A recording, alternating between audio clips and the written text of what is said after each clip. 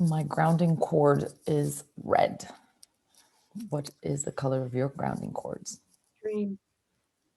Yellow, green. Bluish gray. Purple. Thank you. I'm declaring that we are gathering in the name of love, clarity, possibility, creation, integrity, and presence. I'm so glad and touched that the five of us are in this call. And because, you are people that are doing something completely different than most people in the world. And not only like taking steps into authentic adulthood, also going into the places that are darker, going into the places that are scary, going into the places in yourselves and in your relationships that most people don't go to. And I see you going with a kind of a fierce determination that goes beyond the looking, like, oh, this is what I should do, or this is what it's like a good thing to do. You are seeing it also with eyes of researchers, and when that happens, when transformation at that level, when taking responsibility at that level of so in such a deep way, we kind of people start discovering that the distinctions that we have about ourselves, about who we are, even our physical bodies, our five bodies, if that is not deepened, the distinctions that we have, then we run the risk of missing out on a lot of the benefit of these distinctions. And what I mean is that there seems to be a culture of, in the transformation realm around the world, this culture of self-love practice, of going slow, of and I appreciate that as it comes from a place of counteracting the modern culture patriarchy, performance focused movement of produce, and forgetting the body, forgetting the ecstasy, forgetting ourselves, forgetting about love. And in possibility management, we frame it in a different way, where there's a lot of people focus on like, oh, self-love, if I only give myself more love, and it works for some people to explore that, particularly people have a box strategy of, I am not okay. I am not okay. So I need to, and other people are okay, I need to give, I need to adapt to others. For those people, I do recommend a strategy of giving to self, giving nourishment to self. But the concept of, am I loved enough? Am I not loved enough? Am I giving myself love? Giving self-love is seeing love as a thing of this exchange, of something that can be taken away and can be given, which is a form of love that we call ordinary love. And there's nothing wrong with that. It's just a level of distinction about love. And so in order to unpack what could be more, what could go a bit deeper than, am I giving myself love or not giving, and staying in that concept of self-love or self-care, I want to bring more distinction about the five bodies. What are their needs? Who's responsible for meeting their needs? How are you meeting those needs? Because the more that you go along in the path of conscious transformation, the more the more spaces that you're feeding, and the more spaces that you can be getting fed. And maybe you don't know how to get fed from those spaces, and maybe you don't know how to get fully fed in all of your bodies. And so this is to give more possibilities about that. And part of it is also about your gremlin. So I'm not seeing gremlin as a part of my body. I'm seeing it as a part of me that also requires nourishment, that requires attention, and that is a tool, like a really important fulcral tool for the work and transformation, anything that you want to have, like your full aliveness in a space. And so how are you dealing, and what other ways can you be dealing with nourishing that relationship in a way that helps you fulfill your true purpose? So this is what the space is for. And to start and to bringing you in, I'd like to hear if you choose 3 haikus. Say 3 haikus from the experience. And I loved that you really read this, that you focused on the experience of the different bodies. What is the experience, and not a concept, not what does it mean for you, but really how does it feel, that subtlety of your body. So to bring you into the space, bring us to your experience of 3 of the 3, either pain or ecstasy of a body. Go ahead.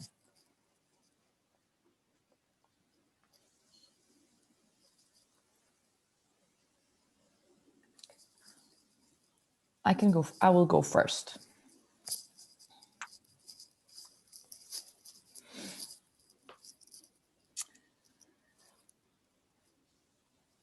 Energetic ecstasy in the energetic body.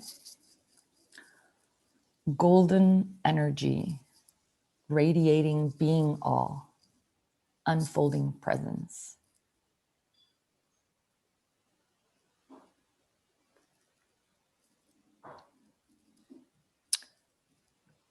Archetypal pain. There is no space for me in the world. Sinking mediocrity.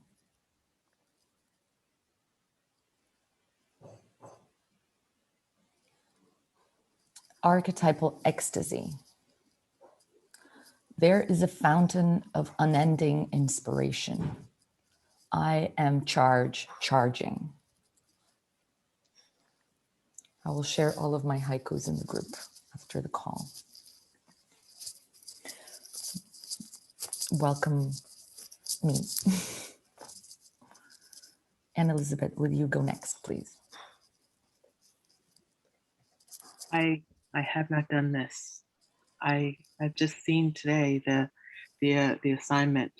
Okay, and Elizabeth, go create 2 haikus in the next 15 minutes about this. The prerequisites were in the Telegram group, so it would be no excuse. Okay, even in the half hour. Okay, Callista. Okay, pain, emotional body. So goodbye, my friend.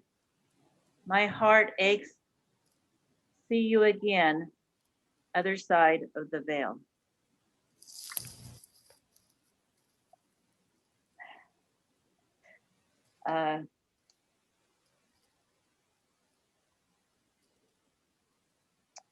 And let's see, another one.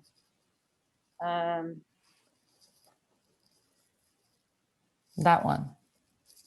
That one. Okay, ecstasy, intellectual. Oh, taxes, taxes. 2020.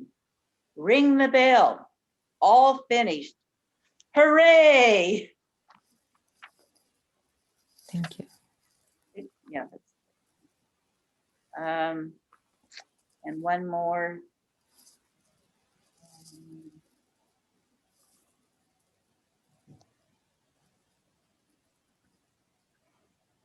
Energetic in the pain body.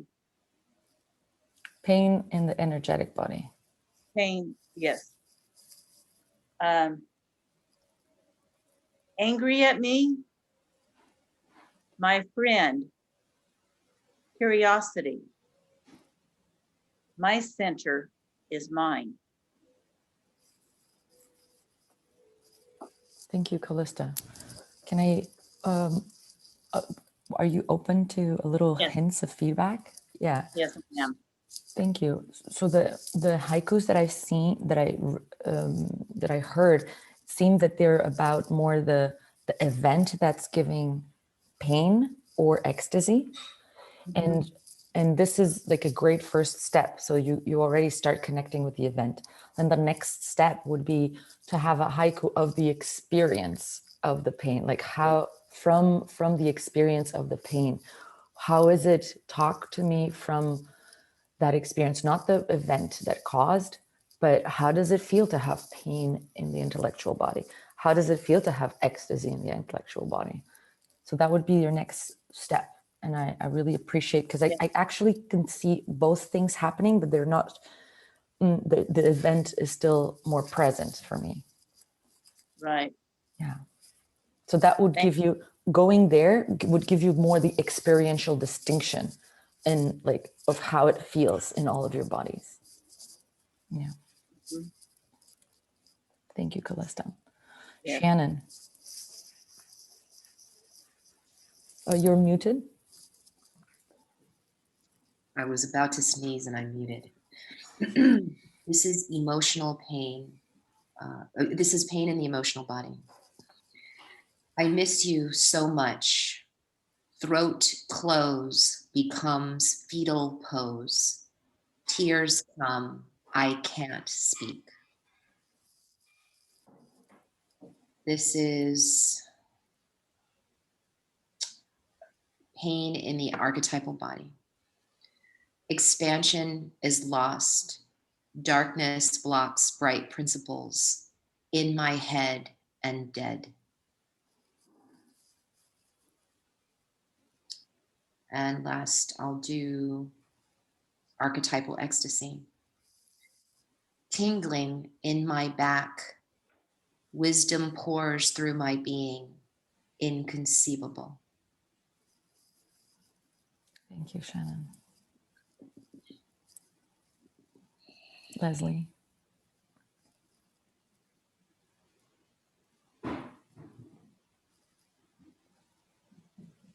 Pain in my emotional body. My palm holds my heart. It pats, then it pounds. It's my heart, my heart.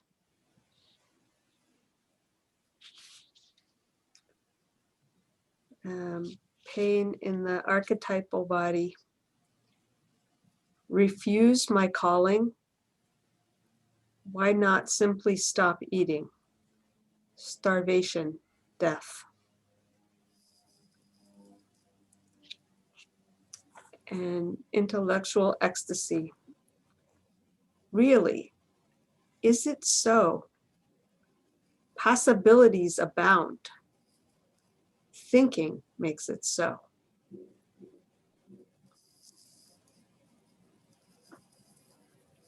Thank you. Thank you, Leslie.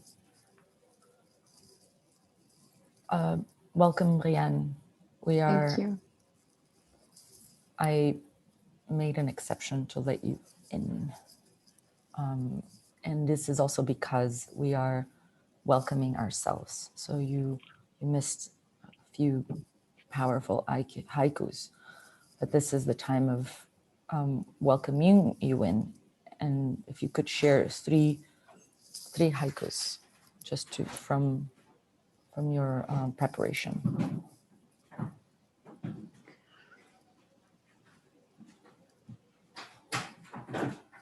I did not write any haikus. I wrote a poem that is longer that I can share. Yeah, go ahead.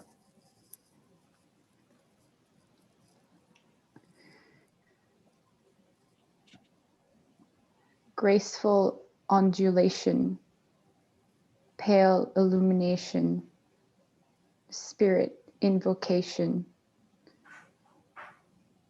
dancing before my eyes. Naked, I have no disguise.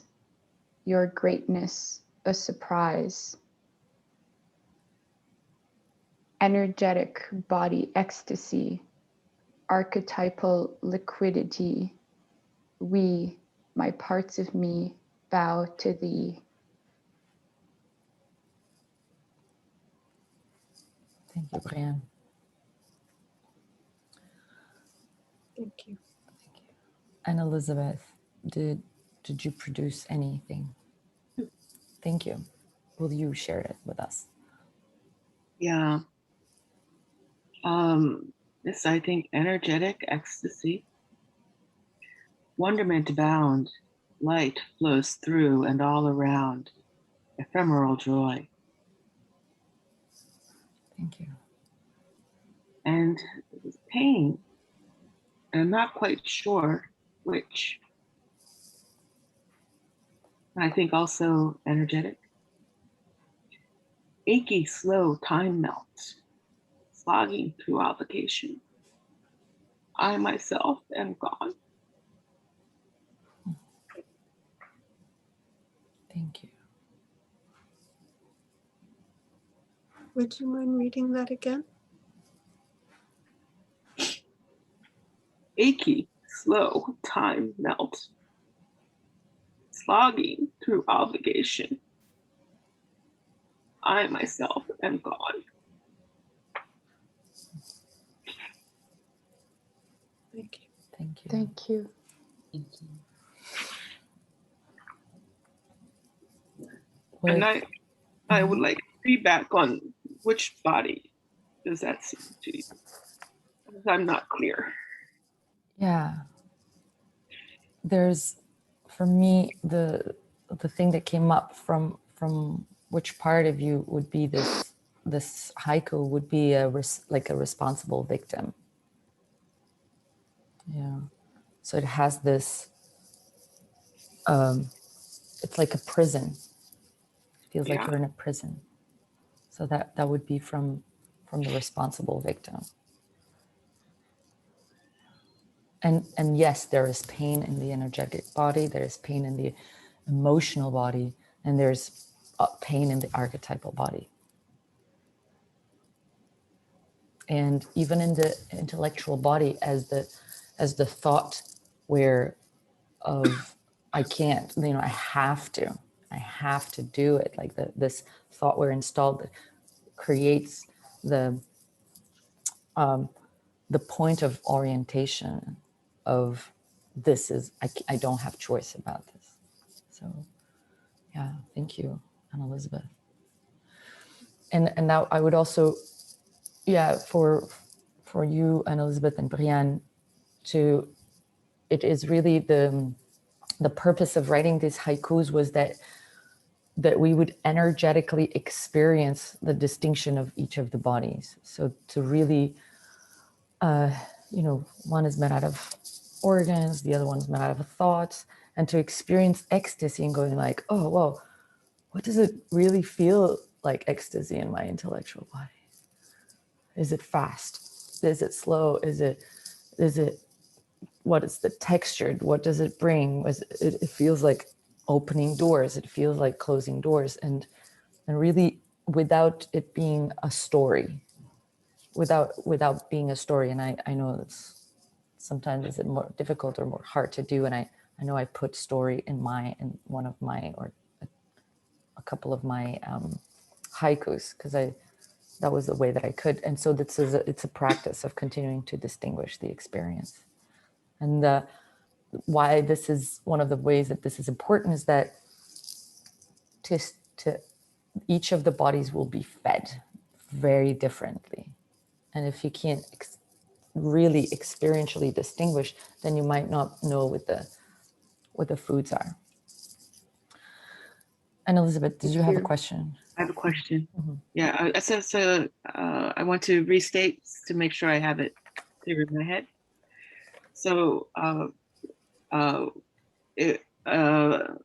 way to go, I was having intellectual ecstasy talking to my friend about whatever.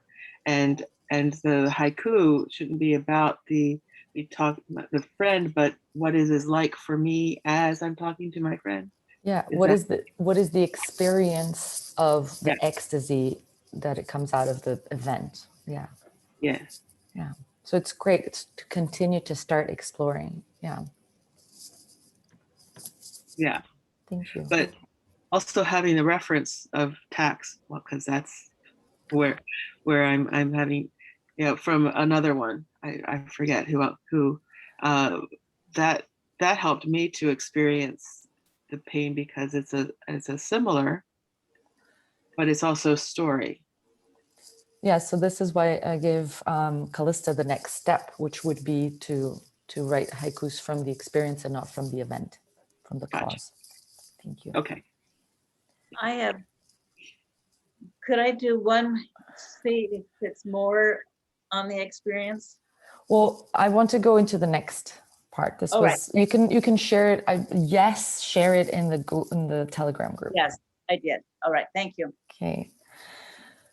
So knowing now your 5 bodies a little bit more distinguished, and also one of the things that I asked you was to map the ways that you feed each of the 5 bodies.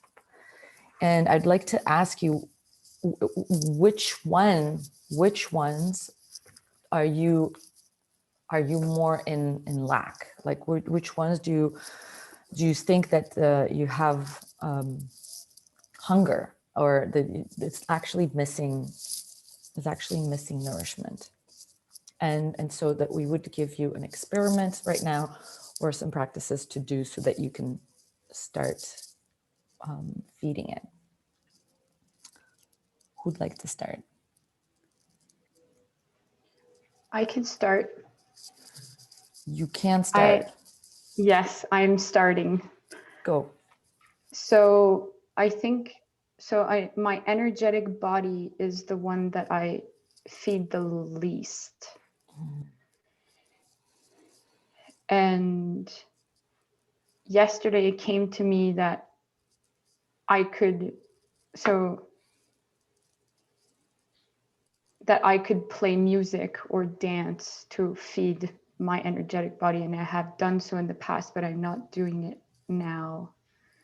And I would like to ask for possibilities for experiments that I could do to feed my energetic body. Yeah. So the part of dancing and music that feeds the energetic body is more the sense of timing, of rhythm. So the melody itself, and there's a part of this music is more of an emotional tool. It goes more straight more into the heart, but the part of the energetic body, so the energetic body is about timing, it's about rhythm, it's about personal space, and it's about personal space and like a subtlety of space, like the difference between being in a forest and being with all of these beings in a forest. Like the trees are very close to you physically, but there's a lot of presence of fullness of being, and the difference between being in a beach or a desert where there's this open sky, and the experience of the energetic body unfolds in a different way. So there's also that sense of space. And so I would say, okay, yes, to dance and music. And there's ones that could be even more specific. So, well, one of them I would see as sitting in nature. Sitting for you, like sitting somewhere like next to a tree or in a space that you come back to, in the same spot. And when you sit, it's not about meditating, it's not about closing your eyes and do practice mindfulness. It's just staying centered and experience what is happening in you and around just to allow the beings to connect, allow the air to touch you, allow the animals that you see to touch you. And by kind of calming down, not calming down, but just by slowing down your tempo, or making it fast inside of yourself, like sitting still anyway, not being, there's something that sometimes can happen, is that the animals can come close to you because they feel that you are part of the forest. You're not just walking towards as an alien agent. So that's one way. Another one is to hold space in a conversation. When you're walking, if you're going for a walk with Nicole, for example, to notice the tempo that she's moving, that she's talking, and the tempo that you're from your own center you want to move and want to talk, and to figure out, is this tempo, is this speed the speed of love? Is this speed the speed of mind? Is this, and to sense, so you need to be centered and with your energetic bubble, and to see what is the speed that would nourish me right now, and then move, and then declare that for yourself. So that's one. Yeah, Thank you. you can practice a lot. Yeah. Yeah, being centered as a practice so that you can figure out your body, your energetic body. There's such a tendency for us to give our center away or be uncentered in any case, that even in a call, someone says, "Hey, how are you?" And then a lot of people just enter that speed, enter that snazzy, snappy, and especially in North America in general, that there's a certain, especially in the United States, there's a certain like box dialogue of "Hi," and it's like, it has to be chirpy and bubbly, and it's so pervasive that that a lot of people just adapt to it. So stop adapting, move slower. Okay. Anything else from your nourishments before we move to the next client? This is plenty for me at the moment to experiment with. Thank you. Unless I saw Anna Elizabeth, you had your hand up at one point when Vera was talking in the beginning, but maybe that's gone. I was wondering about the rhythm. So for me, drumming. Yeah, that drumming is a more energetic space, because it's the holding the space in the rhythm. But dancing to the drumming, I guess is also energetic. But the having music that doesn't have words along to that. Yeah. And also melody somehow. So rhythm is good. Yeah. Thank you.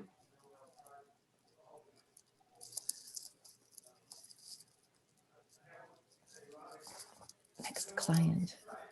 For me, it's the physical body that needs the most nourishment. And it seems that I put my physical body on hold to take care of the other bodies.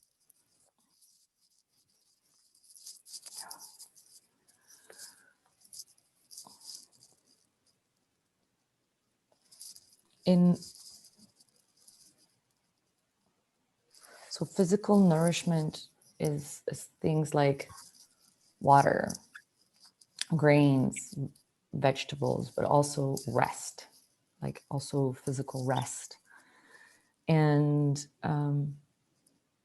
touch, things like that. And there's a, somehow when I'm scanning you, there's also, it feels like it's mixed with another, I guess, deficiency in another body. It's not just the physical.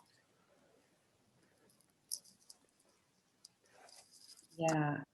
Yeah. The next is energetic. Mm-hmm. That's what I would say. And I think it has to do also with intimacy. Yeah. Yeah. So there's different ways to have physical intimacy, and they do require physical being in the same physical space. It's easier to be in the same close physical space.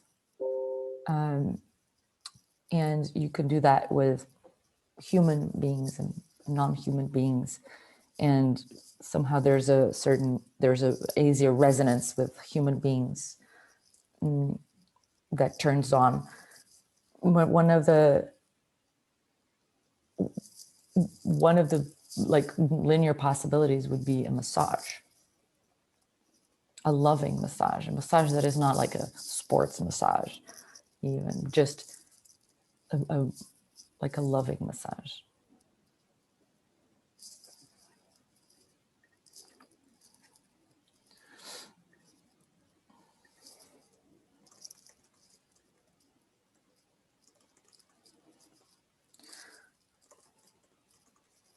I'm going to enter.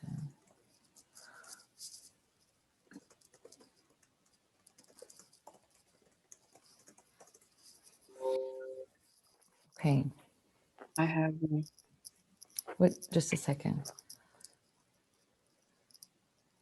What is stopping you, Shannon, from receiving physical touch and for asking for a physical contact, physical touch?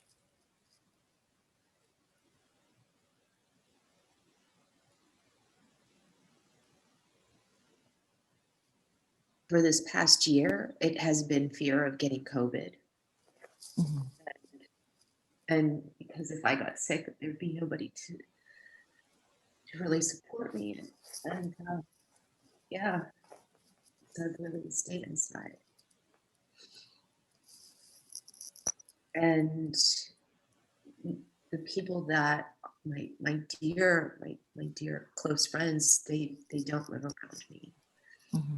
And I haven't really found people that I would want to touch me. I do have a masseuse that I could ask to give me a loving massage, and that I could ask to hold me.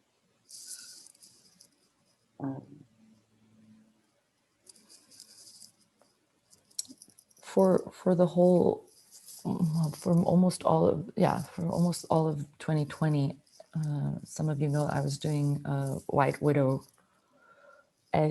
practice that involved, and because of COVID, it really involved me not having physical touch for almost all of the year. And one of the things that I did was to receive the touch that I was receiving from clothes, for example. I bought a little bit more cashmere. I bought a little bit more silk. And I have this silk robe that when I was really wanting to be held and I was in my house isolated, I would put it on and do, self-holding practices and really allow that the softness of the silk or softness of plants and animals that are in direct contact with my body. They are with me, like plants are with me, and wool is with me. And so to also start getting out of the concept that physical intimacy or touch is only nourishing in a certain kind of relationship. Yeah, There's a whole range. And what I'm saying is it's not the same having a human being that is touching me. It's not the same as having a human being that I'm in a loving connection touching me. It's definitely not. And there's by funneling also to a certain kind of dynamic of interaction dynamic, how I can receive that nourishment or that ecstasy, like just totally limits you from all of the other things. So one of the things that I also did was I would go to swimming pools or the water or even having a bath. And I would, it got to be one of my favorite things was to feel the tension of the water. Like I would submerge and I would just feel the tension of the water in my face. And I would go back and forward and feeling this line pressing against my skin, almost like a scan. And to feel the water is with me. Gaia is with me. And so that's one way. Other physical nourishment is when I see it feels like it's more energy. Yeah, maybe more energetic nourishment is the the physical nourishment is about being in presence with other people. And it's possible to go on trips. It's possible to go on trips, on a day trip or a weekend trip somewhere, and meet a group of women in Miami that gather every week. Okay, kind of around this time, like a little bit earlier than now, but it is possible. Yes, so this week I have a friend visiting from Tennessee, and I'm going to Miami on Saturday. So I have that. I have a weighted blanket that has been really helpful. And I'm about to turn the heater on for my pool because it's just starting to get warm enough. So, because I miss that movement in water. Really miss it. Oh, thank you. Leslie's face is precious right now. Yeah. Thank you. Thank you. Yeah. Yes, and Elizabeth. Yeah, I have an additional one that helped me with my meeting holding. And I learned this from another practitioner, is take a big sheet, king size sheet, and fold the opposite corners together, and then wrap that around and take that knot and put it inside of a doorway, like close the door on it. And then as I push my feet against the door, the whole sheet will just collapse in on me. And by moving in different directions, I get a hugging feeling. And then when I added some pillows around, it just felt, I felt swaddled. And that calmed my nervous system so much. It was very, very helpful. Wow. That's a great one. Thank you, Anna Elizabeth. Thank you. Somebody posted, I think in the Radiant Joy book club, something they invented that sounded similar to that, this hugging Harness. belt. Harness, yeah. Love that. Thank you. I want to share the other thing that happens for me physically is that I will start at 9 o'clock with calls, and I'll go so like on Fridays I go from 9 to 9 on different calls, and sometimes there's so little time to eat in between to actually connect to my food or eat it all. Your face, Leslie's face. And so sometimes it's 6 o'clock and I realize, oh, I haven't fed my body today. Yeah. What? Yes.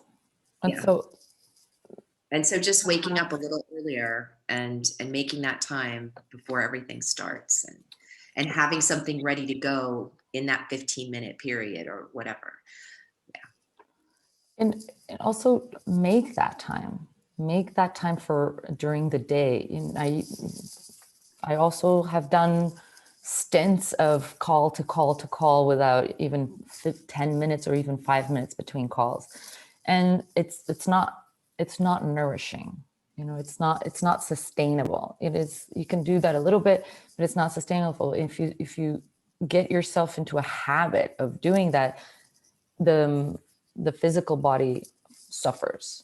The physical body suffers, the mental body suffers, and then things also start falling through. So to also redesign your schedule, to really carve yourself time for, you know, integrating this call. This, if a study group or if a call that you were part of was impactful for you, how about taking 15 minutes to just to stay with the experience while you get water and a piece of fruit, and, you know, or you heat up that soup. But just to, one of my best practices last year during COVID was, before anything that I did in the morning, I made my favorite, my box's favorite meal of the day is breakfast. So I would make a really good breakfast, and I'd be listening to an audiobook during that time, like a slow audiobook. And until I finished my coffee, after eating, there was the bustle of the cooking, stop eating, I would just sit looking out the window until I drank my coffee. As soon as I drank my coffee, okay, time to work. And this would take me almost the same amount of time each day. So I would still have some time, you know, to do emails or messages before I had my first call. But just having that time to see how is the day, to say good morning to the day. What is the mood that I have right now? To check in, to not just start activity since getting up. It's also energetic. This is also energetic feeding, coming from your center. Okay, who am I right now? Okay, this is a new day. I had dreams. Maybe I didn't have dreams, or I don't remember, but who am I right now? What is the mood of the day for me right now? What is the movement that I want to be moving? Instead of having the calendar to move you. Again, instead of giving your center away to your calendar and your appointments. So yes, will you start feeding yourself, Shannon? And physically Yes. too. Thank you. I will start feeding myself. Yeah. Would you repeat the second question? You said, who am I right now? And I heard, what is the movement I want? But there was something in between.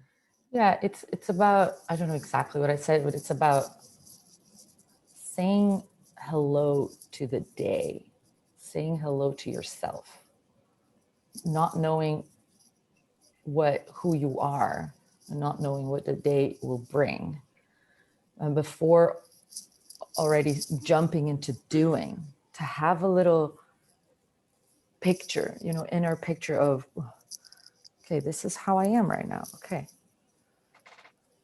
I did that by looking out the window into the forest, making contact with the forest, even from inside my house, making contact with trees, seeing the weather,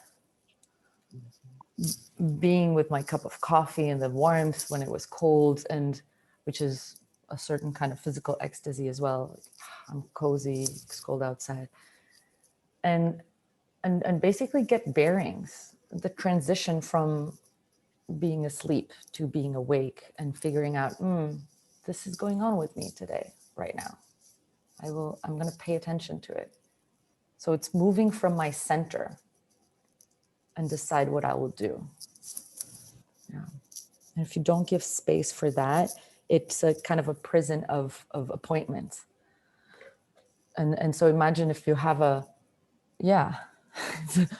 then I have to do this because I want to have integrity. So then I'm going to go for the things that I said I was going to do. And then, okay, yeah, it's possible to change your mind. And You know, if you're always changing your mind, people might not be in so many meetings with you. So give yourself some time to change your mind. Give yourself some time to be with the experience of being alive and with yourself. That is energetic. Yeah. I think, Leslie, you have something too. Do you? Like a possibility for Shannon? Oh, no, I was more identifying with and reacting to to things like not eating and swimming and, you know, plus, minus. That's all.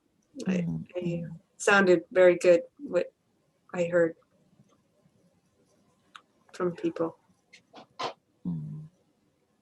Yeah, and also dancing. I don't know if how it's your physical exercise, but sometimes I didn't have so much.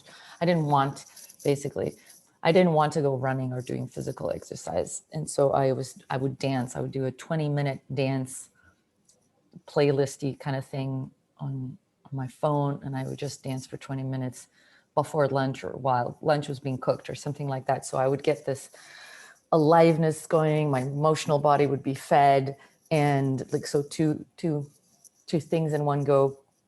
And then I even signed up for online, like a silly online gym that I would crack up laughing while doing 20 minutes of exercise, so that I would just get my physical body to just awake.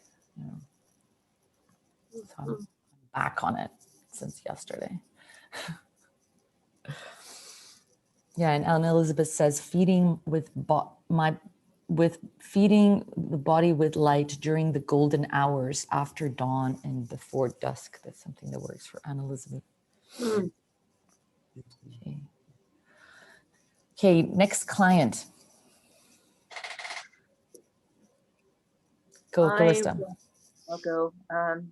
My gremlin is, I'm fighting with my gremlin right now.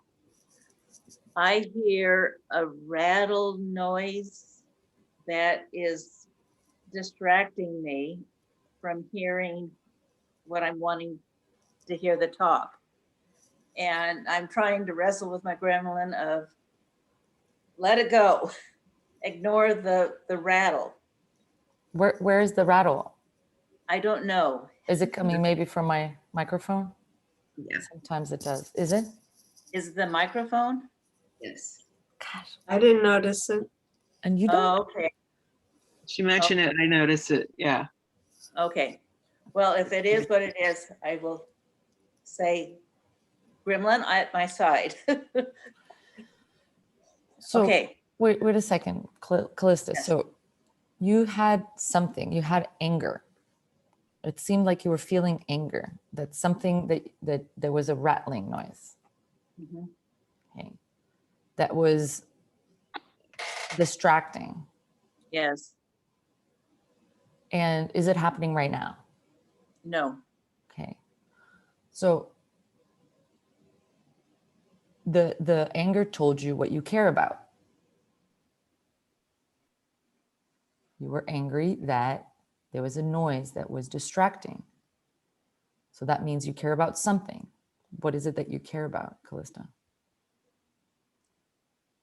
I care about learning and receiving the messages, the golden nuggets that are presented in this team meeting. Yeah. And so you can use that anger to create that. That is what the anger is for. The anger tells you what you care about, gives you that clarity, and also gives you the energy. It's like a full pack.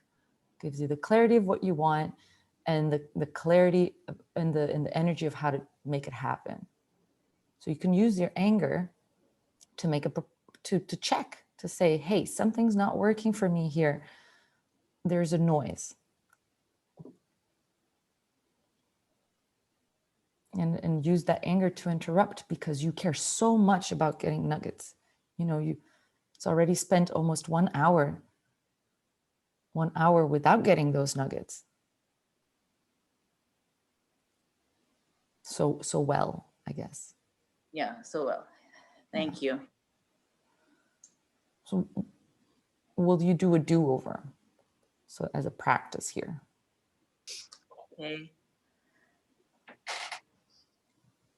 Oh.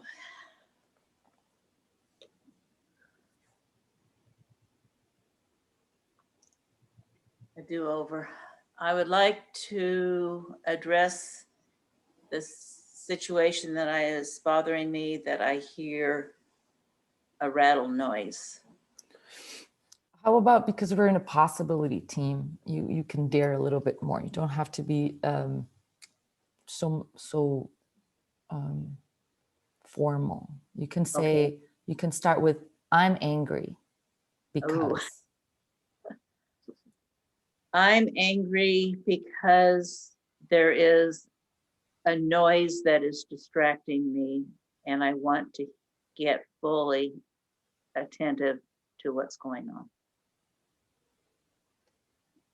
Thank you. Thank you for your anger. I want that too. Thank you. And my needing to be fed is my emotional body.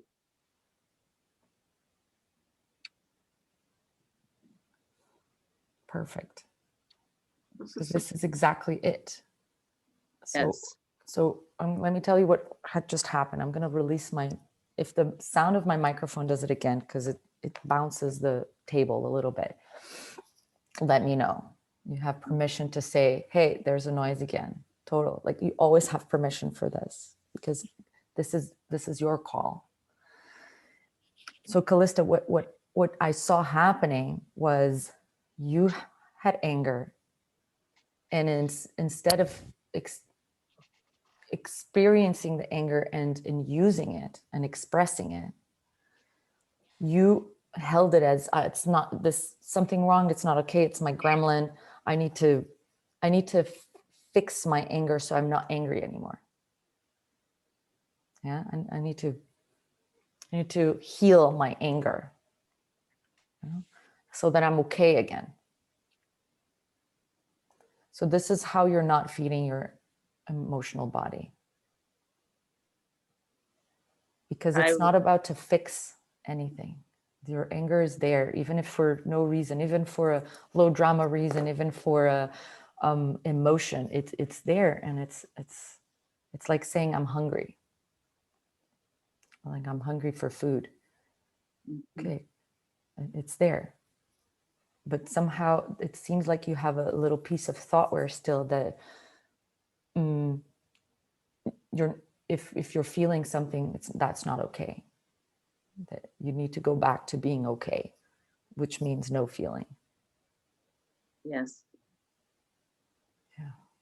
I did not recognize that as anger. It was my gremlin messing. Yeah.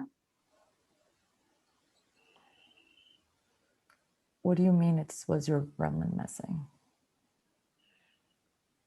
I felt that it was.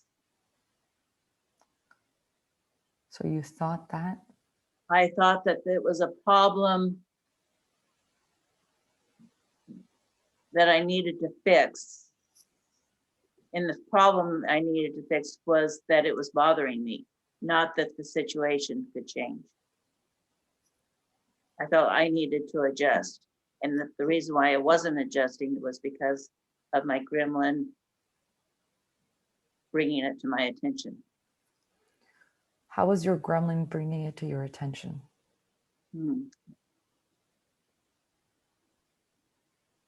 Right. Well, I guess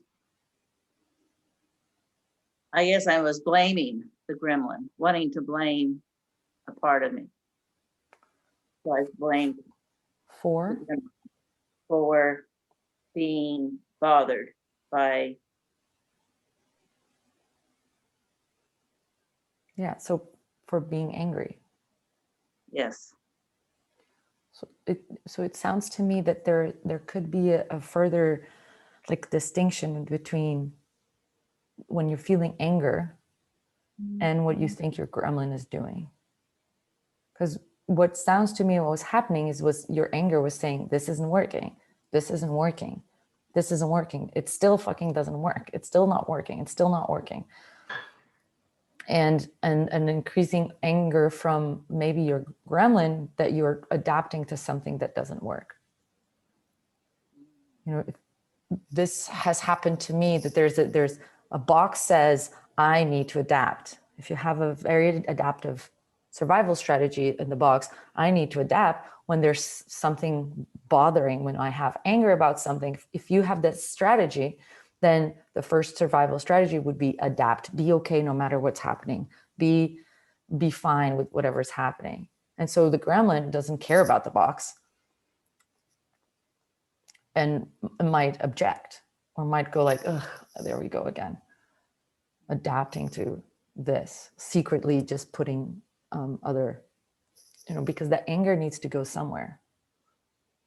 And if you repress it and it's like, no, anger is bad, that anger comes out sideways, and it will come out sideways with the gremlin.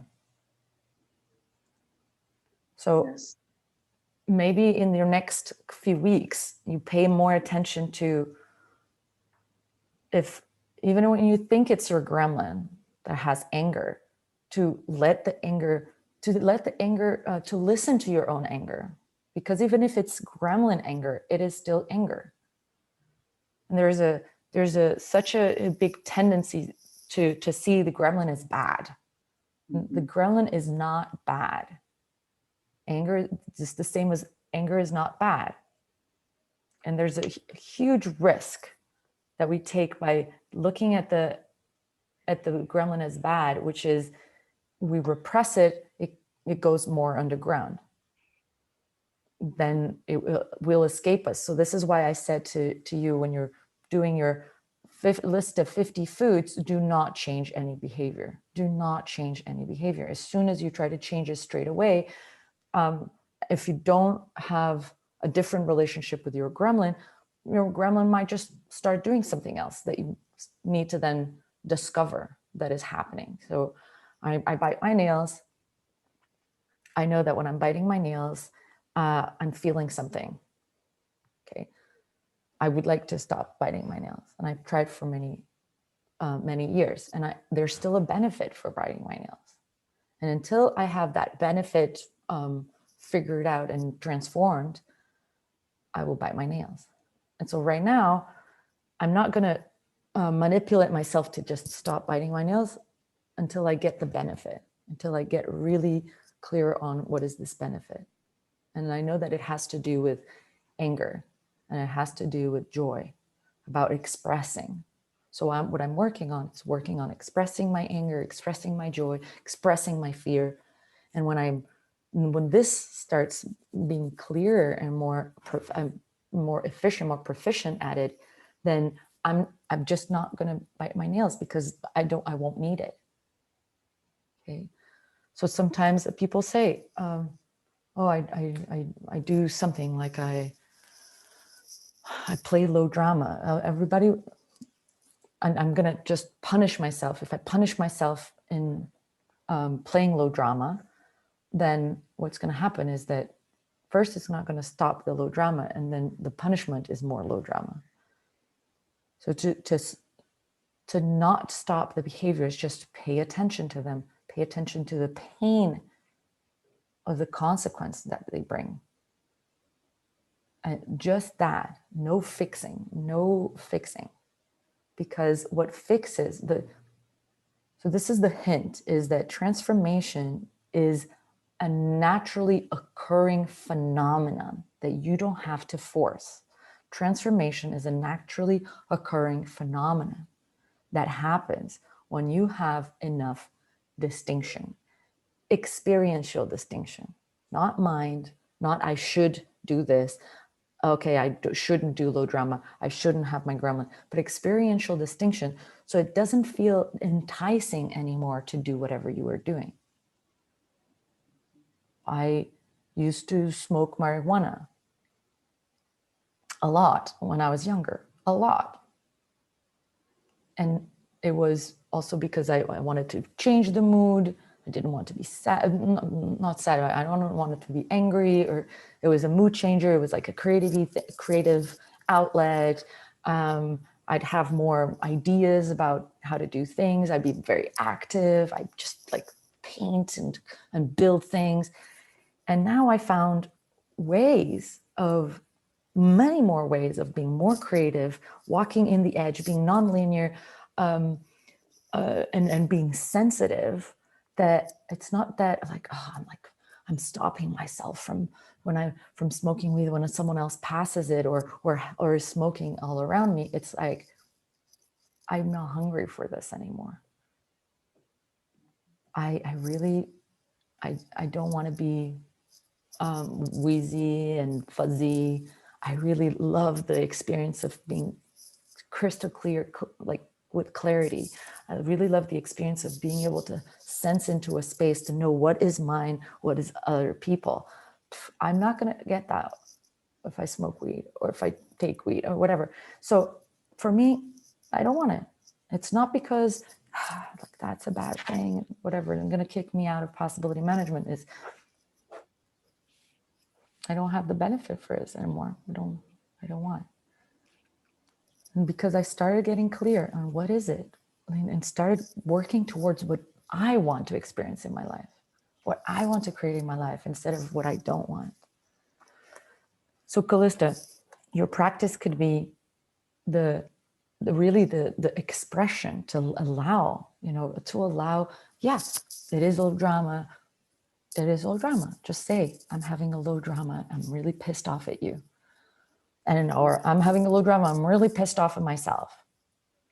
Sounds a bit safer, but and I'm really scared. I'm really scared right now that you can't do this. I'm scared that Shannon, you wouldn't come to this call, or when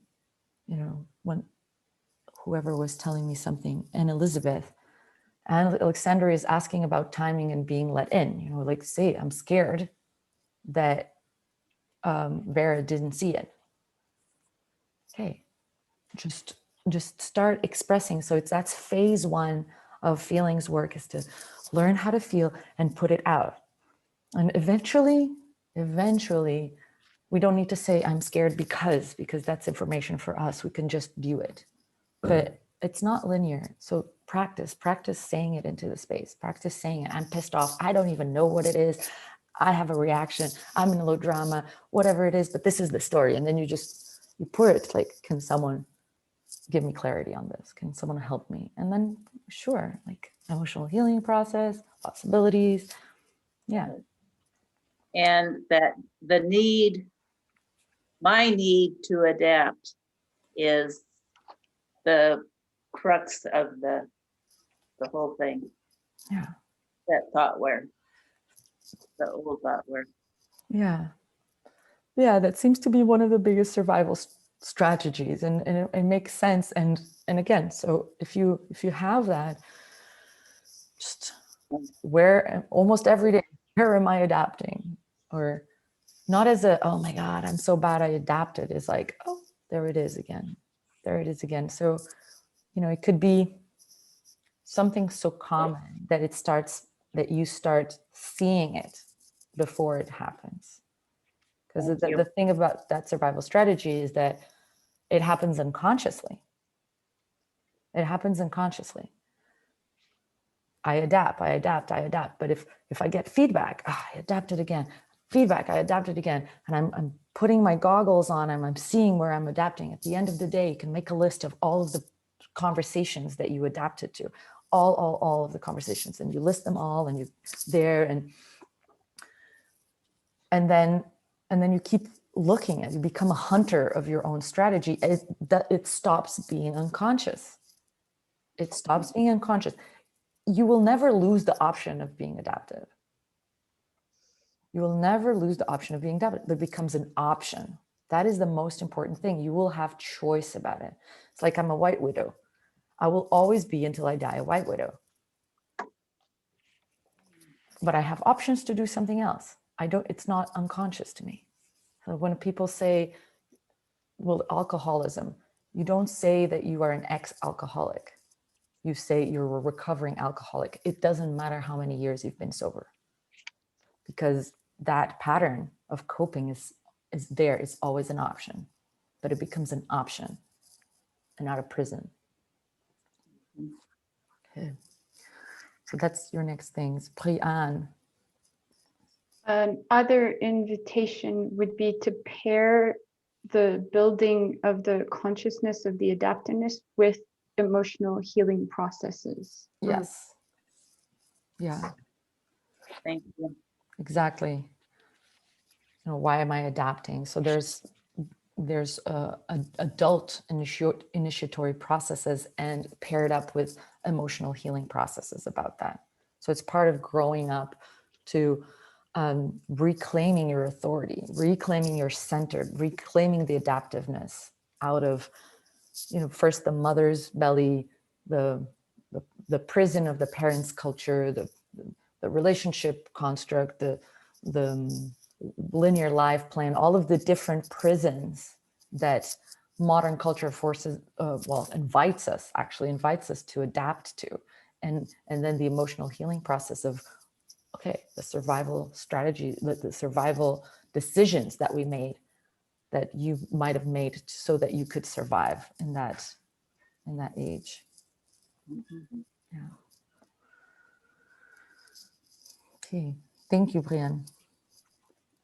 Will you go next, Brianne? Oh no, sorry. Will you go next, Shannon? I have you right next to it. I've already, we both gone. Oh yeah, gosh, you've changed you've changed window in my thing, so I'll put you in the other side. Okay, Leslie. Yeah, emotional body. At first I thought, you know, well, I do a lot of emotional work, and then, you know, I've been depressed. I feel like I'm coming out of the depression now, but I was depressed for a good, I don't know, a month and a half. And that's, yeah, I don't know why I had one moment of hesitation that emotional body is where I need possibilities, feeding. So what do you do right grouping. now to feed it? Sorry? What do you do right now at the moment to feed it, Leslie? I started 2 weeks ago with a feelings practitioner, once a week session, and in possibility management. And she recommended I keep a journal of what I'm afraid of, what I'm angry that I'm afraid, and I'm sad that I'm afraid. And just to, you know, take stock each morning, because I was specifically about fear, that I felt like I wasn't really in touch with my fear. So you And I love just the getting clearer about looking for, where am I afraid? Where, you know, like, I'm also doing a practice with Nayade of just saying our 4 feelings, just doing a voice message whenever I think of it, and whenever she thinks of it, of just sending each other for my 4 feelings, what's going on in there. How regular is that? Ends up being? It's every other day pretty much, and so that I've been doing that. Yeah.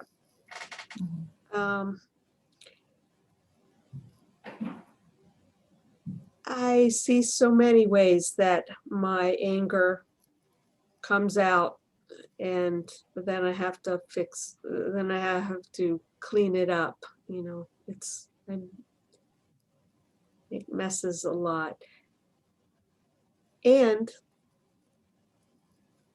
I'm kind of all over the place. Also, like my hot flashes feels like based in anger, like they come up and So wait a second, Leslie. It's not, Yeah. what I'm asking is not how you feel your feelings. It's how do you feed your emotional body? What practices are you doing to Yeah. feed your emotional body? So it seems like that practice of connecting with your fear is one. And Yeah. then the other practice of singing once every other day, singing your feelings to Nayade with a voice message, right? not singing, just speaking. Yeah. Okay, speaking. Yeah. So meaning a check-in with the 4 feelings. Is that it? Yeah. Okay. Check it.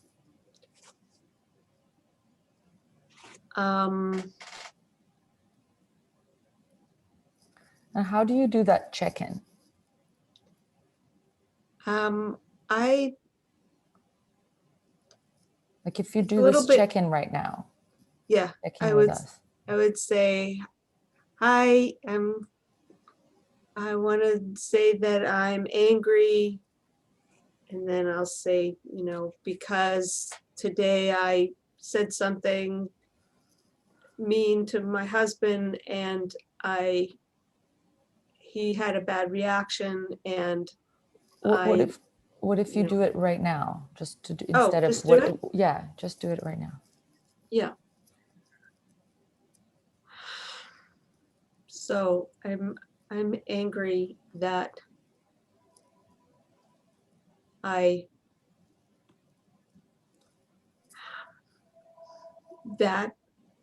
my anger comes out in ways that bumps me right into low drama. And I'm angry that I don't catch it sooner. And I'm angry that I don't catch it and recognize it and honor it, that I'm angry. Okay, and now you Yeah. are honoring it. So what else does your anger tell you? You still, this anger was about the past. What is the anger of right now? Yeah.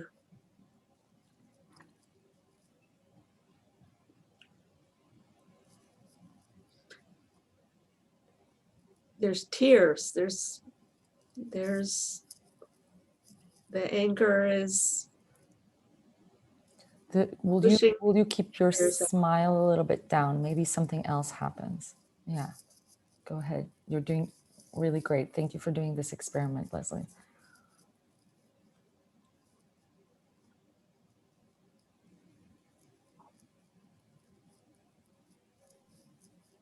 Yeah. I feel angry that I am that I don't let myself feel my anger, and that it comes out all kinds of ways that I don't have control over. great. Will you raise your anger? There's a way, and can I give you a little feedback and coaching Yeah. for this? Yeah. When you say I feel angry, you look out. You look out. And so my hint for you is I feel anger, and let the anger rise, let the fire rise. If you need to clench your fists to be angry, and then say those things. If they are even the things that come up with that anger. Yeah. Yeah, good. I feel angry. I feel anger and I honor my anger I feel angry that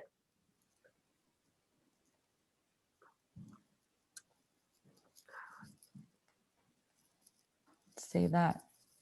life isn't easy. Yeah. Yeah. I feel angry that Clench your fists. Yes. that whatever work I'm doing still doesn't bring me out of low drama, that I still have to fight low drama. I still have to raise my awareness. I still have to raise my consciousness. Yeah. Go. I'm angry that Yeah. I'm Go. Yeah. angry that there's so much work ahead. I'm angry that there's so much work right this moment and that it's painful. It's painful in my throat. I'm angry that I'm getting older and I don't have and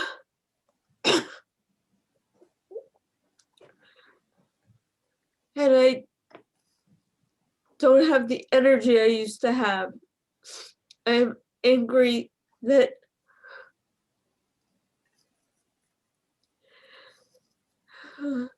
just knowing something doesn't make the change in me. I'm angry that I've been doing this kind of work for such a long time and I still struggle and get caught in the muck, caught in the swamp. I'm angry that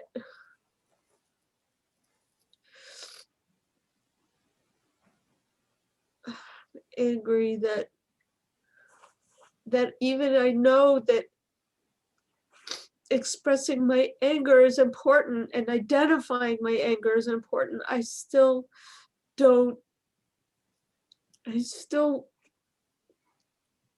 cover it. I still protect or somehow ensure that I don't feel it when I feel it. Yeah. Yeah. Leslie. Yeah. It seems like you have a story, of like an overall story, that it should be easy. That it should be easy. That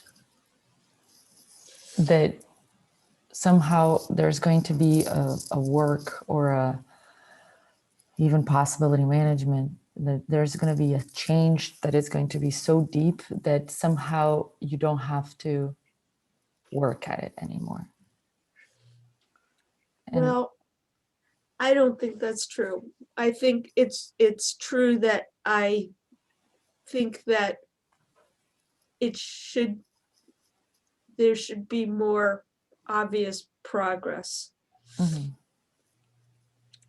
I think I'm willing to work. I think I am been very, very willing to do a lot of work. And I believe that I will be doing this work until I'm dead. And I'm willing. I hear you're willing. Why are you willing to do this work until you're dead, Leslie? Because I have a glimmer of hope that joy is more available, that all of these feelings are valuable, and that there's there's something for me and the world that I feel my feelings to their fullest. I believe that.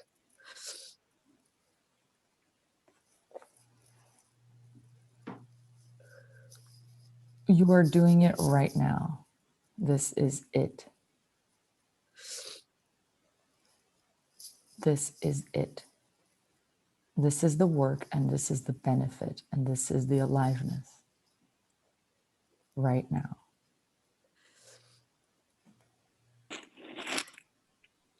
Yes.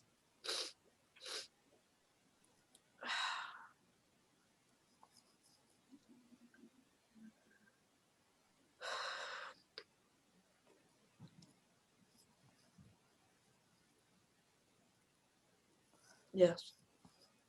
Leslie, are you in a 3-cell?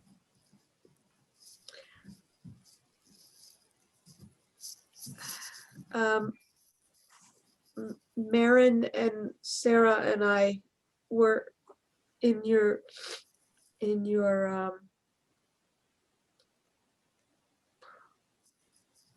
train, I don't remember what it was. The gathering? The gathering, Mm-hmm. is that what you're calling? The Yeah. online gathering? The trainer Yeah, path online and we gathering? were working on our legends, and we're getting together again tomorrow, I think, or day after tomorrow. But this will be our first time, but that is the 3-cell that came out of that gathering. And I don't have any other 3-cell. Well, I would really recommend a 3-cell. So a 3-cell would be really something that you choose, that you really want. You pick 2 other people and you invite them for a commitment, for an experiment, an intimacy experiment of being committed to each other, for the love that you have for each other and for the world. And that in that 3-cell, you practice this. That is that's like, okay, this is what I would like that it happens for me in this 3-cell. What is it that you want it to happen for you? What I want to happen for me is that I get to have this experience, that I can really feel my feelings, that I really and that you don't, that you don't let me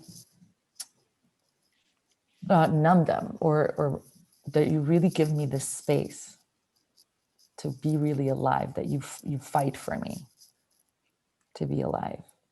And, there's so many groups, and it's so great because there's like feeding for so many different avenues. And there is such a benefit to have a consistent group working, because they continue to see this and this in you, and fight for you.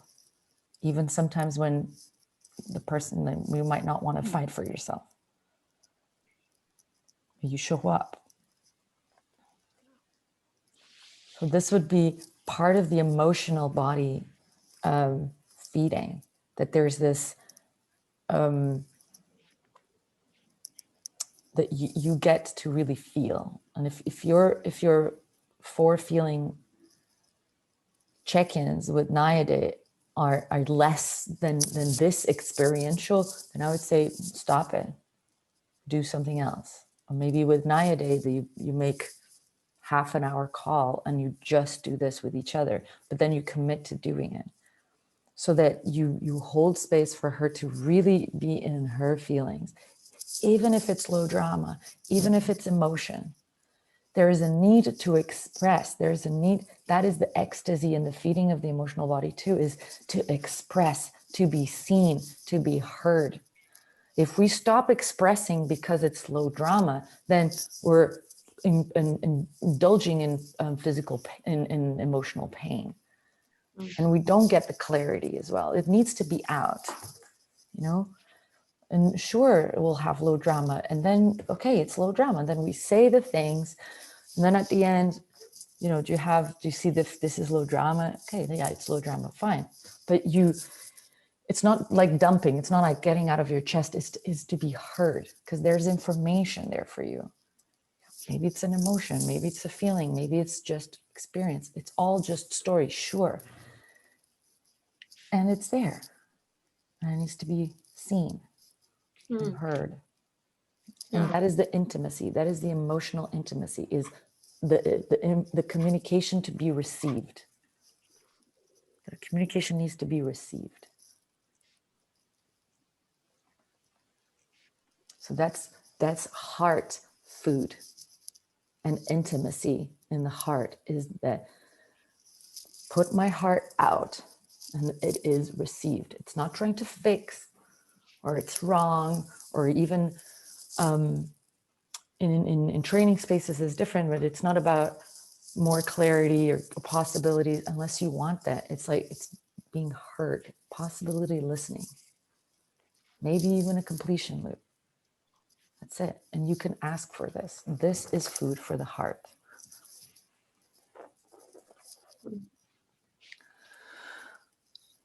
Thank you. Thank you.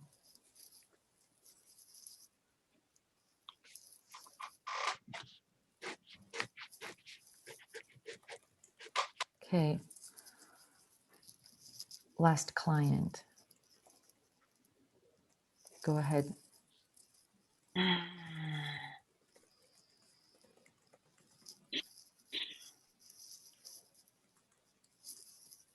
Yeah, I guess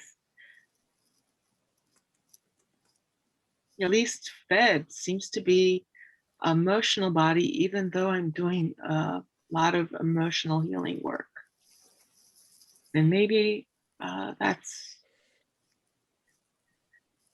emotional healing work isn't necessarily food. Yeah, duh. Yeah. And when I say it out loud, it seems very clear that having an operation isn't the same as eating. Well, Or, emotional food is feeling your feelings, and like in a very basic level is feeling your feelings. The thing, what I don't also know who you are in this moment after so many healing processes, and what I remember is that there was a difficulty in really being in the experience of the feeling without trying to fix it, without trying to also see what it is about. That there was and so this could be the gap of feeling. I mean, and so many people, including myself, and also in the beginning of possibility management, how many times I use the tools to have clarity, still to avoid feeling, still to avoid being in the experience of feeling. And I know your mind is super sharp. yeah. And super sharp. And a lot of people in possibility management get really, really good at articulating clearly and smartly their way out of feeling. And then our hearts suffer in that sense.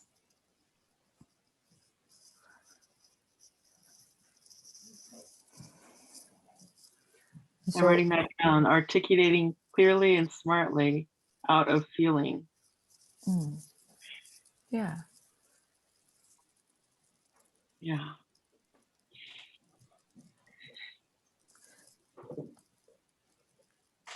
There's, one of the practices for you, Anna Elizabeth, could be really lowering your numbness bar. And in nature or with plants. Yeah, I had this experiment a couple of months ago when I was in Mexico about allowing like a tree or a plant that you might have next to you to touch you, to energetically, like that the presence of that being to make contact, because a lot of the times we make this being to being contact and we're like shooting our being towards the other one. It's like, I'm here in the forest or I'm here in the garden. But what about letting the presence of the plant touch your heart? What kind of intimacy is created about that? If you lower your numbness bar down, feelings come up. There's presence there. And it gets out of a little bit of the story, the victim story of I'm not enough, or that's a more familiar one. What if the other part, what happens when you do allow intimacy to come? You do allow yourself to be touched. And again, also find another person that can really receive, like, so what's happening right now for you?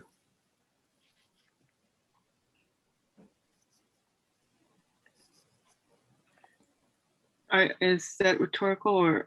No, or it's right now. What is, yeah, just speak from the heart.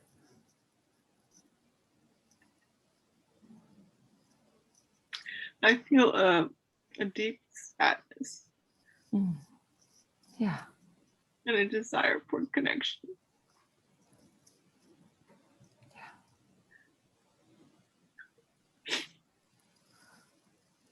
And when I feel this kind of loneliness, there's the present loneliness, which then is healthy and, is reaching out, but it's magnified by the emotional piece. Mm-hmm. And so I want to run away because all the loneliness in my lifetime seems to converge, and it's overwhelming. Mm-hmm. So that is, the loneliness of your lifetime, and all this is emotional, That is emotion. Yeah. Yes. So all of these things that prevent you from being in the right now and considering the present moment as a new moment that has never happened, and it can never be like anything that happened before. This is like what emotions stopped us. They stop us from being in the now, because also we assume that something, it's similar, it's going to happen like exactly like it happened in the past. So there's the part of the emotional healing piece that is there for you, like the loneliness. And then there's the piece of even right now, you can allow yourself to be touched because you have actually 5 other people here. Yeah. And, even if that is too much, a tree, you find, like Brianne was like, sit in a particular place in your local garden, in your backyard, in a place that you love, that you feel connected to, and sit in the same spot.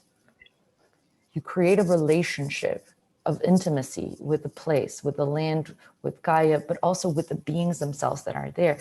And what would happen that if you started creating a different experience for yourself? Yes, there's the healing of this, and now start creating an alternative experience.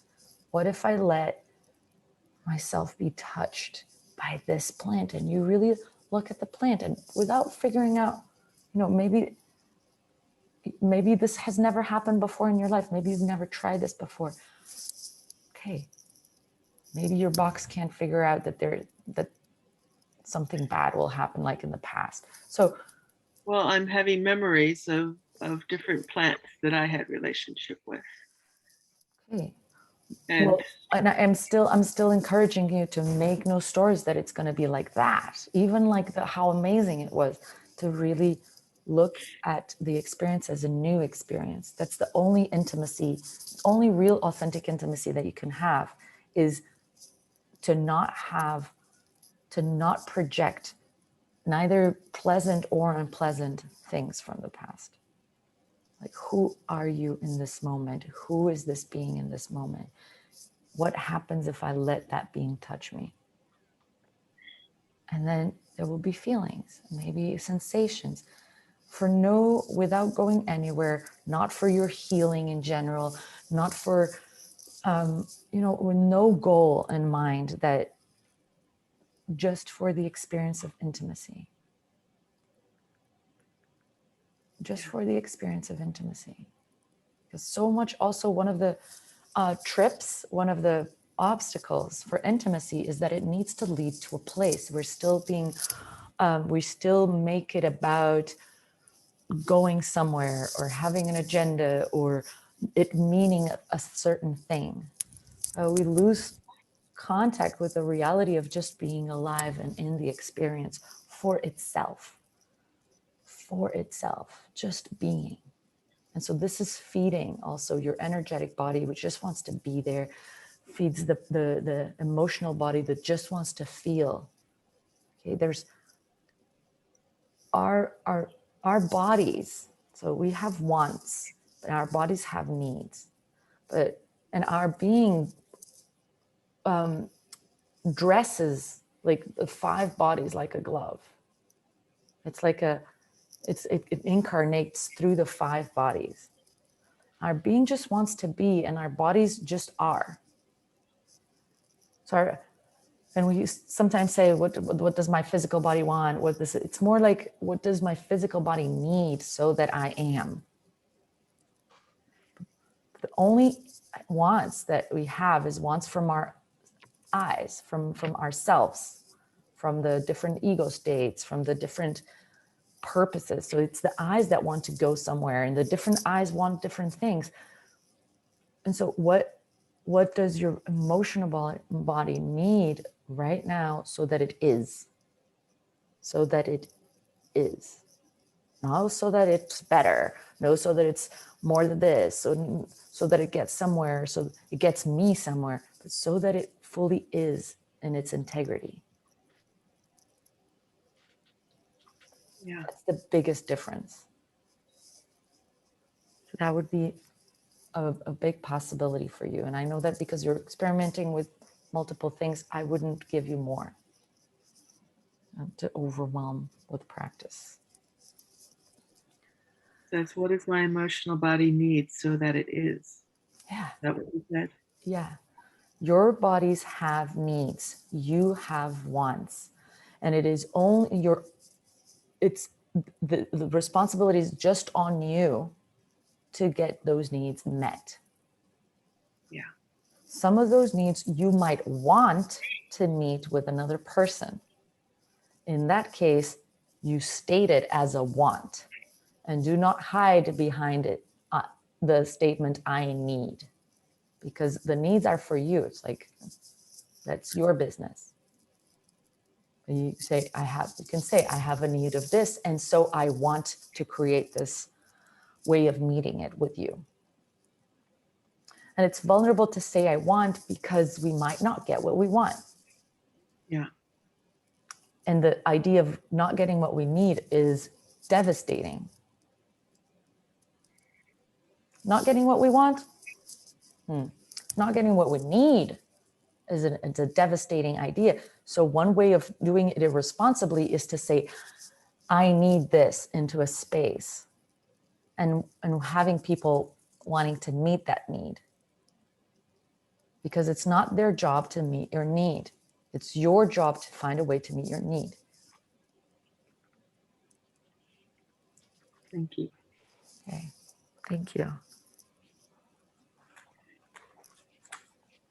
Are you having a turn, Vera? Yes, I'm having a turn. I want possibilities to meet my, actually, I've had this with my team, with my trainers team. So it would be a little fake if I go at it again. So I'd rather. Recording. Yeah. And so I want to go into Gremlin. And so very quickly, because we only have 15 minutes, which foods are you consciously feeding your Gremlin?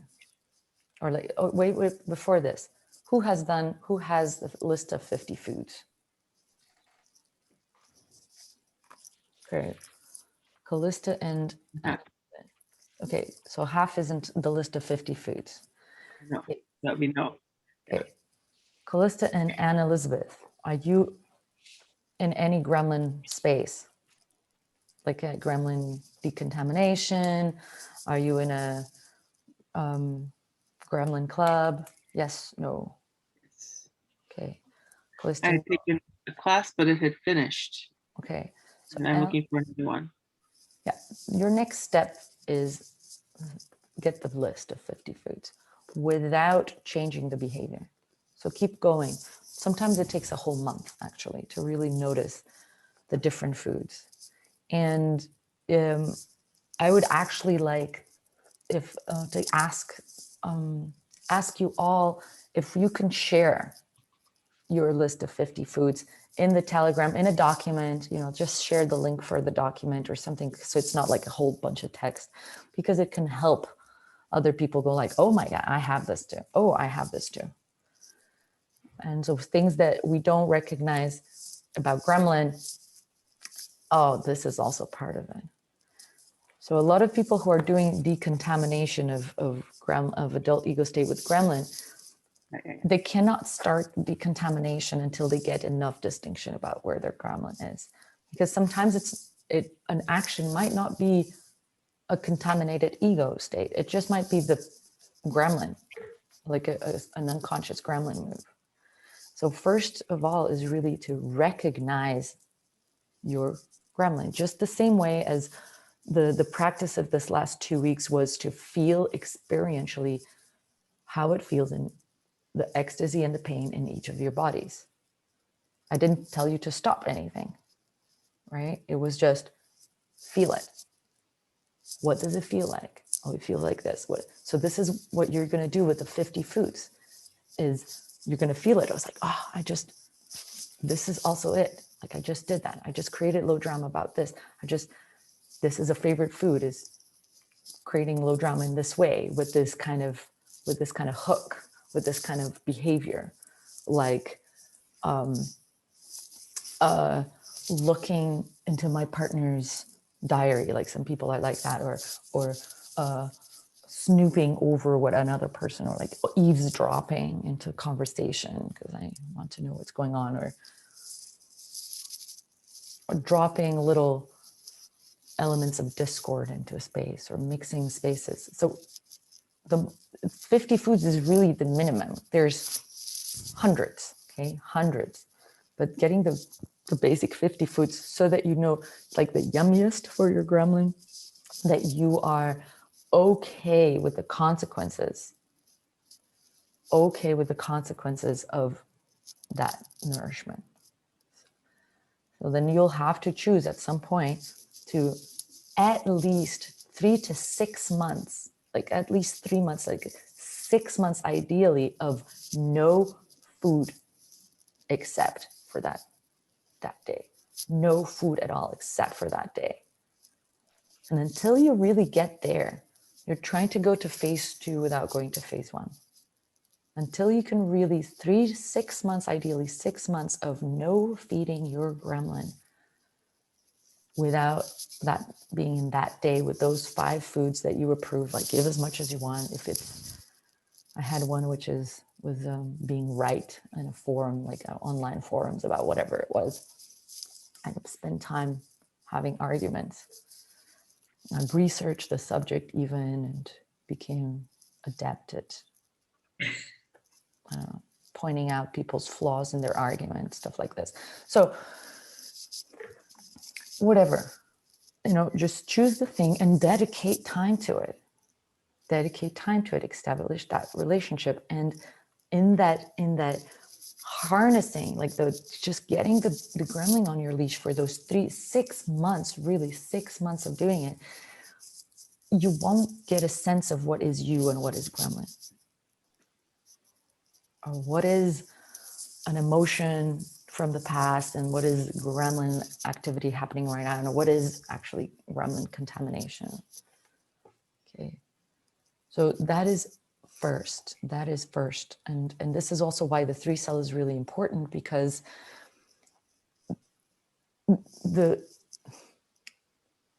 most of people's Gremlins is unconscious, especially in the beginning. Like, we know what we know, and then we don't know what we don't know. But other people can see some things that we can't see about us. So if we have a commitment, I'm in one of my 3 cells, like I'm in 3 cells, and I have the 3 cell, one of the 3 cells for a year and a half. And I know, like, we're in different, sometimes the different people are in different groups. And I know that that person has a commitment to me, that whatever group I am, they can say, hey, I just spotted this. How are you doing with your shoulds? Because that was a whole huge thing for me. I had like a list of 120 shoulds of all the things I should be. And I was like, the whole thing of giving my center away to my voices or my parent ego state. Okay, so because they knew that I worked with this, every time, if I still have a parent ego state kind of like parent attitude in the space, they're like, hey, did you stop doing your practice? What is going on here? So I have accountability, and I have, people can give me feedback. That was a little parenty. That was a little gremlin-y. That was a little childish. What was really going on? And so that's it. You will get feedback on the things that you don't see in yourself. That is why it's important a village. It's why it's important a 3 cell, you know, because I know, you know, you're in so many groups. You're in so many groups. It can be the opposite of supportive. So grab 2 people, meaning invite 2 people, and say what you offer and say what you need. Not what you need, what you want. You can say you have a need and what you want to do, what you want from that space.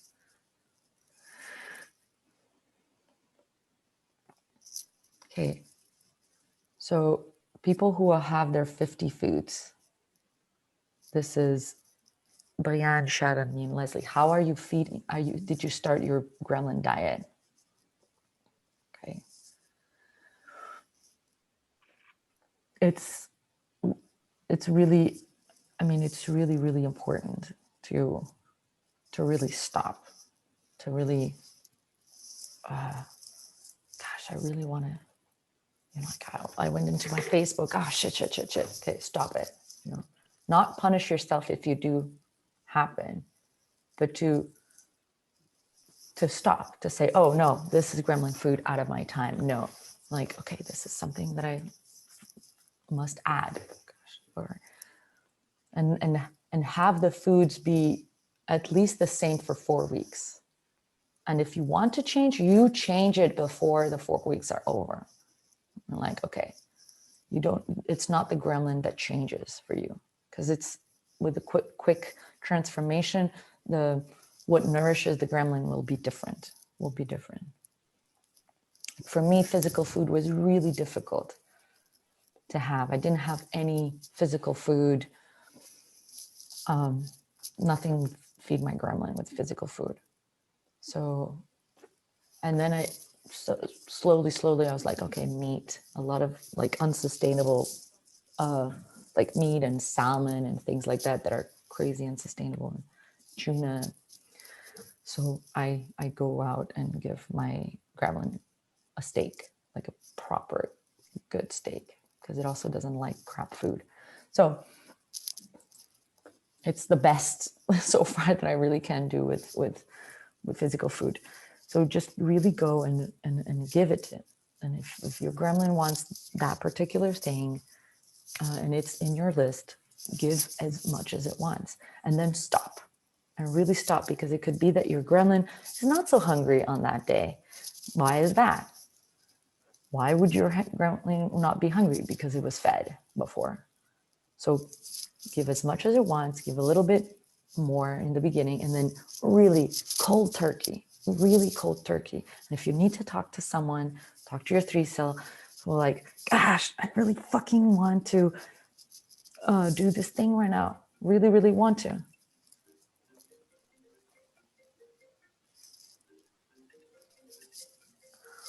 Can everybody hear this, that is happening? No? Yes. Yeah, sorry, just a second. Okay. All right. Sorry, I don't know how to disconnect this. Anyway, this is the offer, is to really go cold turkey. And this is really willpower.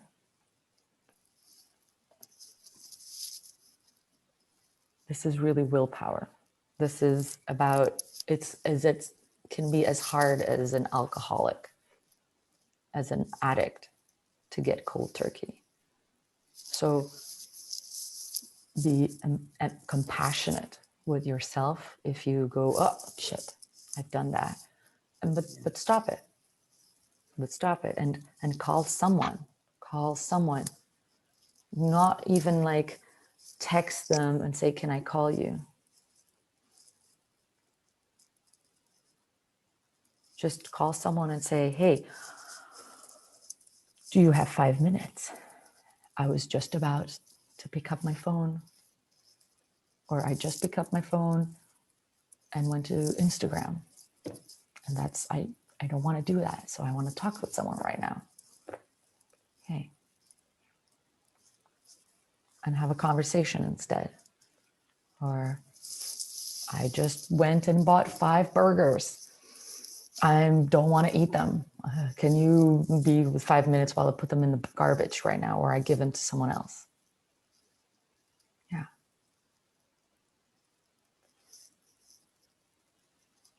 Do you think it's important?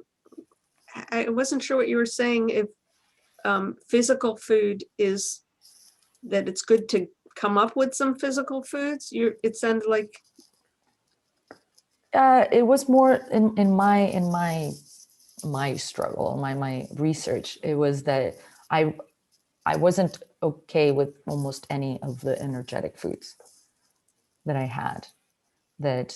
And so I didn't have 5 foods. So I wanted to really see if there was a physical food that would work, because I could do with consequences of like being fat or eating a more unsustainable food, or having more sugar and sugar lows, or things like that. I don't care so much about my shape, or I don't care, like I care more about not creating low drama, which is the biggest, like my gremlin loves low drama.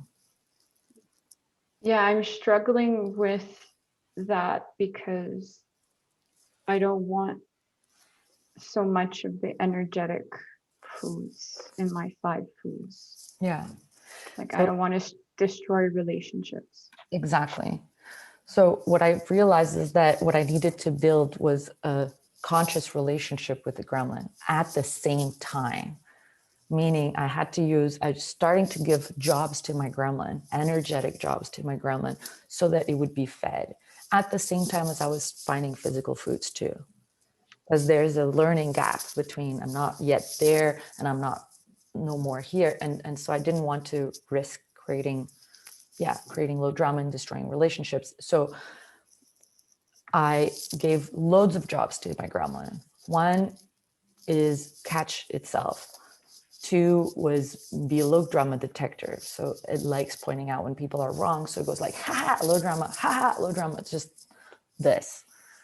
And then when that was enough, it was when that was okay, like that, now that's easy, is what kind of low drama are they in? Like really specifically. And even the next step was, because it doesn't create intimacy to say you're in low drama. It's not. So what moves can you make? Can you help me make that are nonlinear, that would invite the person to something else, without telling them they're wrong or something.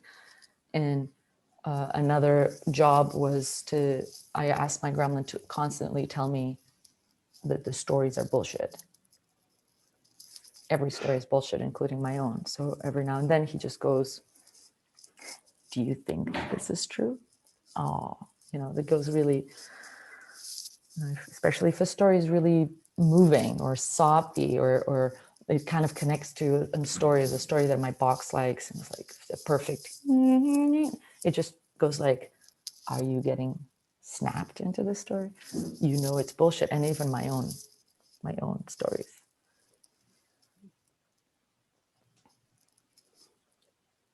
And what works for my gremlin is also to be really specific, to not just give me nonlinear possibilities for something else, is for like giving it a tough brief, like something that would turn the space into a space of clear discovery with fun that takes 5 minutes, and that it would not be verbal. And then what I realize is also just thinking that is also just already helps to shift. And so my gremlin would have these kind of jobs. Or, yeah, that's it. It's 11:30. Thank you.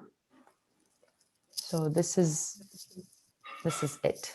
It's my commitment to 2 hours. And I thank you for being here, for allowing yourselves to be recorded. I think it might help a lot of people having particularly the distinction in their 5 bodies and things that they can do, especially in the energetic body and the emotional body. Like heart food and soul food are different. And so sometimes there's so many people that try to feed their relationships with heart, with soul food, with inspiration, with projects and activities, and that feeds the archetypal body. But feeding the heart is different. It's about relational food, relation to the plants, ourselves, and the world. It's heart, it's feelings. So thank you for allowing yourselves to be vulnerable with the world. I will publish this and send you a copy. Thank you. Thank you. Bye. Thank you. Thank you.